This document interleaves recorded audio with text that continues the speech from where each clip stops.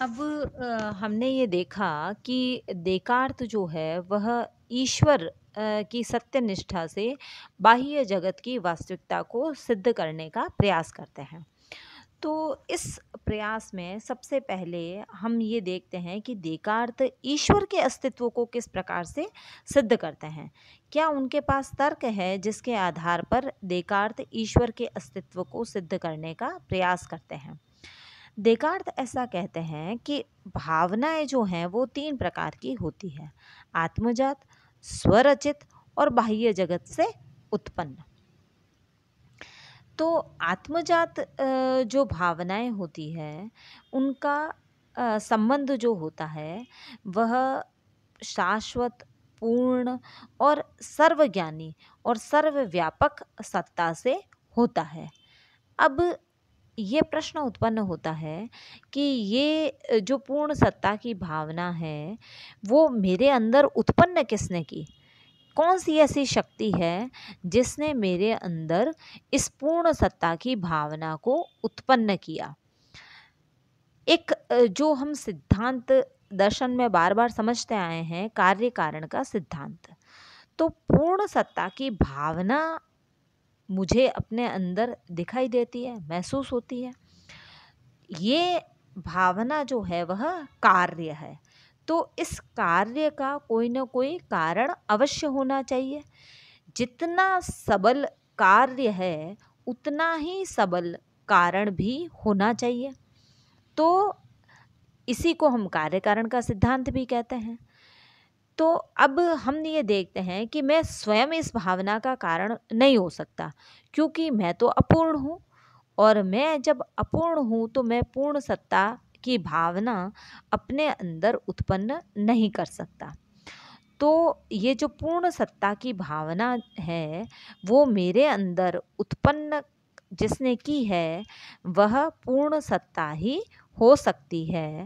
यही कारण संबंधी प्रमाण कहा जाता है। अब हम ये देखते हैं कि इसके बाद में देकार्त जो है वह दूसरे प्रमाण की चर्चा करते हैं ईश्वर के अस्तित्व को सिद्ध करने के लिए, और वह है विश्व संबंधी प्रमाण।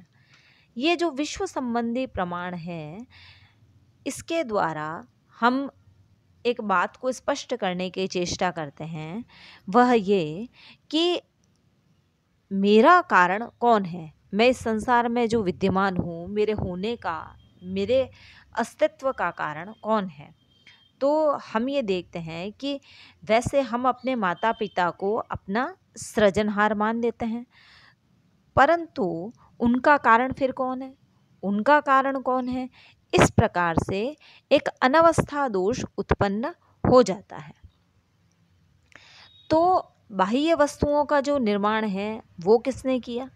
ये सारे जो प्रश्न हैं कि मेरा, मेरे माता पिता और अन्य वस्तुओं, इन सब का कारण कौन है, तो हम देखते हैं कि इन सब का जो कारण है वह हमें ईश्वर ही समझ में आता है।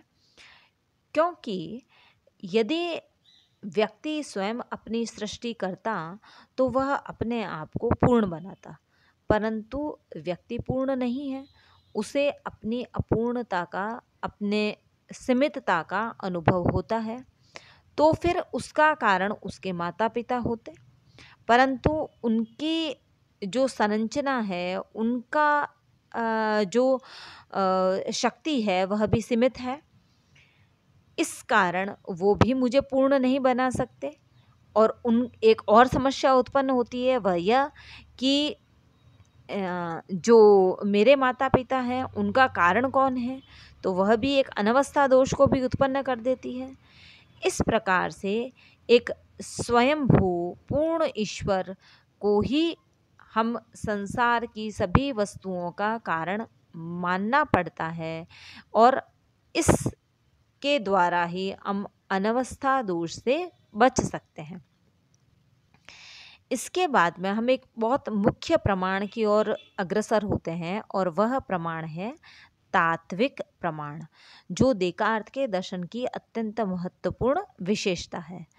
इसका अर्थ है कि हमारे अंदर जो एक भावना होती है और उस भावना के अनुरूप जो कोई अस्तित्व होता है, इन दोनों में अवियोज्य संबंध होता है।